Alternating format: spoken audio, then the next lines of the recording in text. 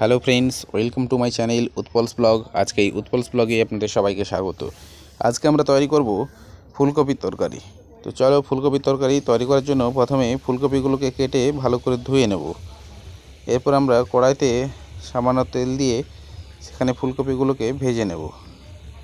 প্রথমে কড়াইতে আমি তেল দিয়ে দিয়েছি, তারপর ফুলকপিগুলোকে চাপিয়ে তার উপর থেকে সামান্য লবণ ছড়িয়ে দিচ্ছি। এখন ভালো করে ফুলকপিগুলোকে আমি নেড়ে নিচ্ছি। কিছুক্ষণ এভাবে নেড়ে চেড়ে নেওয়ার পর দেখবে ফুলকপিগুলোর একটা রং পরিবর্তন হয়ে আসবে, অর্থাৎ সোনালি কালারের মতো হয়ে যাবে।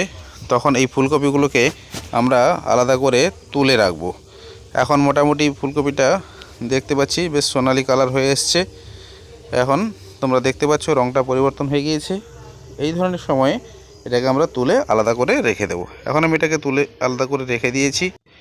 এরপর কড়াইতে সামান্য তেল দিয়ে দেব এবং তাতে আমি দিয়ে দিচ্ছি গোটা লঙ্কা, এলাচ, লবঙ্গ এবং দারুচিনি। এটা দিয়ে এটাকে আমরা ভেজে নেব। হালকা নেড়ে নেওয়ার পর এতে আমি দিয়ে দেব আদা বাটা। তো এখন আমি এতে আদা বাটা দিয়ে দিচ্ছি। এবার এই আদাটা দিয়ে এতে খুব ভালো করে এটাকে নেড়ে নেব, যাতে আদাটা খুব সুন্দর করে ভাজা হয়ে যায়। এইভাবে কিছুক্ষণ নেড়ে নেওয়ার পর এতে আমি দিয়ে দেব লঙ্কা গুঁড়ি। এখন এতে দিয়ে দিচ্ছি লঙ্কা গুঁড়ি। তো গুঁড়ো লঙ্কা আমি এখানে ব্যবহার করছি। ঝাল তোমরা কম খেতে চাইলে কম দেবে, বেশি খেতে চাইলে বেশি দেবে। এবং দিয়ে দিচ্ছি সামান্য পরিমাণ হলুদ।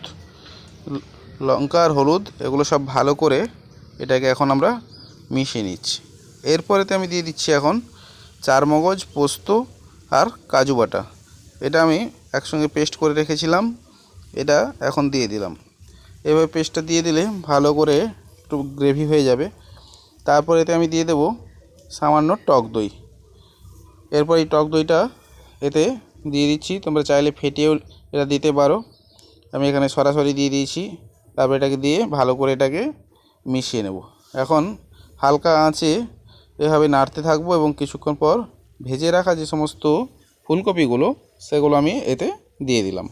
তো ভেজে রাখা ফুলকপিগুলো দিয়ে এবার এটাকে ভালো করে একটু কষিয়ে নিচ্ছি।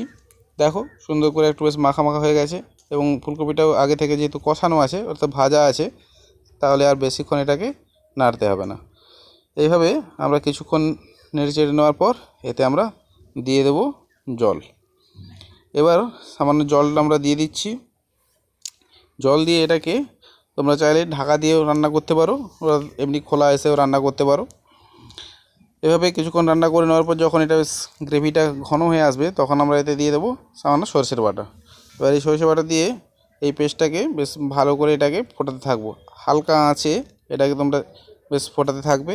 এবার যখন এটা ঘন হয়ে আসবে গ্রেভিটা, তখন আমরা এটাকে নামিয়ে নেব। এখন দেখো এটা সুন্দর বেশ একটা কালারও হয়ে গেছে, তরকারিটাও তৈরি হয়ে গেছে। আশা করি তোমাদের ভালো লাগবে। কেমন লাগলো তোমরা আমাকে জানিও।